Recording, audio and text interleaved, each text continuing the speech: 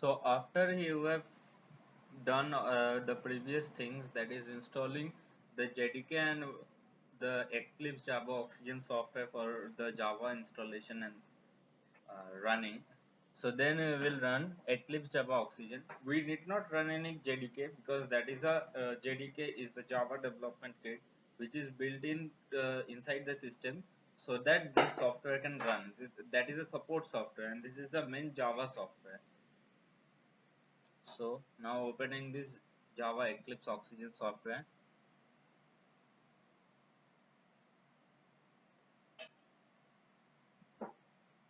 This is also a open source software, so it is completely legal to own and use this thing. It does not require any license and anything of this sort. So first, there's a few files open. I have done the programs before, that's why they are showing these files. So we'll come through multiple programs. So let's start through a basic one. I'll close this previous one. Okay. So now starting. So we will declare a package. We'll create new things from here. New Java project, package, class. So I have already created a package. So you can create your package from new, then package, then create a class. After you create a package, then create a class. So I have given the name practice to the package. Then we come to the classes. So I have created many classes. So let's start with the simplest one.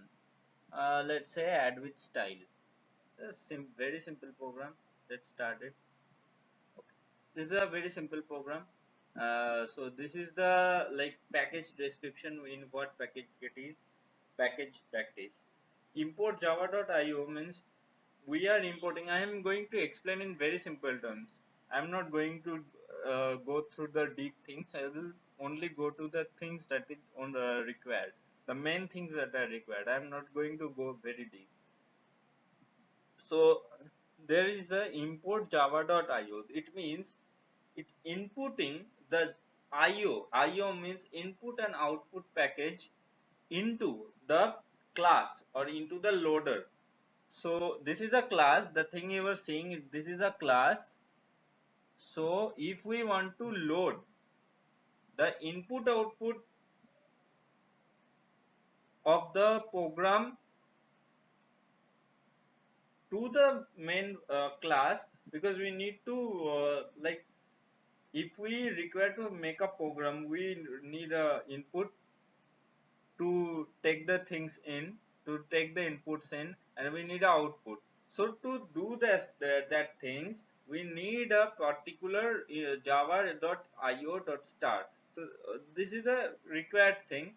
If we are going to do a simple program, then we will go. This goes like the same public static void main. Public means this is a public type of package. This means anybody with the like source file can view this file.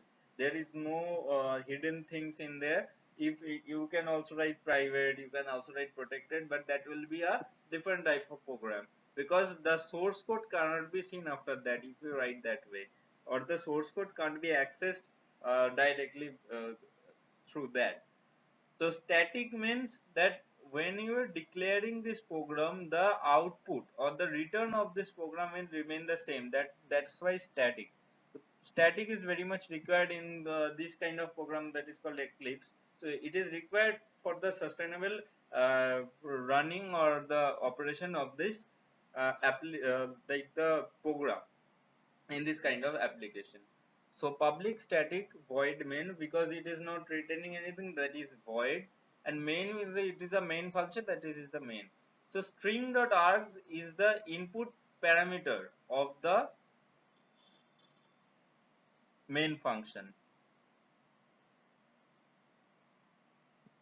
Then we throw the IO exception. See, when we do any kind of Java project, we encounter a Java exception error. This might happen due to some input mismatch type of things. So if we do the input output exception, the error will not come up and the program will run correctly. So we have to write these things. So from this to this, we have to write this thing exactly the same for every program, just the class name will be different. Then we will write buffered reader br is equals to new buffer reader. This is also the input stream, like through where we are taking the input. This is also required, and this is mostly same for every program. So we take the reading like this. First we print what we like. When we take an input, we ask the user to give the input. So we are asking enter number 1. Then we are taking the input through here by initializing the variable a.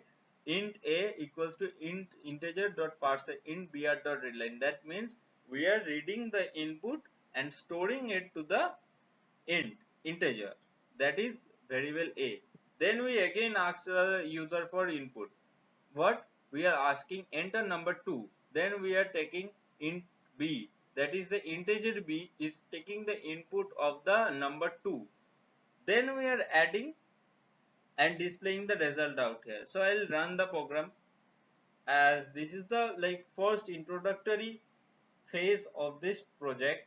So let me just run and show you. So this is the console. Enter number 1 12, enter number 2 12 plus 23 is equal to 25. That is the result, and this is how the program will write the program, and this is how we will execute and run the program. That's all. Thank you for watching the video.